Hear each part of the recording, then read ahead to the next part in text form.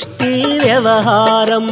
షిరిడీవాస సాయి ప్రభో జగతికి మూలం నీవే ప్రభో, దత్త దిగంబర అవతారం నీలో సృష్టి వ్యవహారం.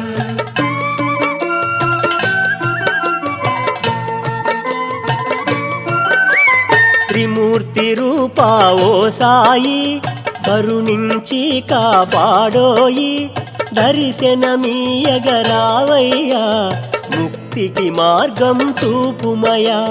షిరిడీవాస సాయి ప్రభో జగతికి మూలం నీవే ప్రభో, దత్త దిగంబర అవతారం నీలో సృష్టి వ్యవహారం.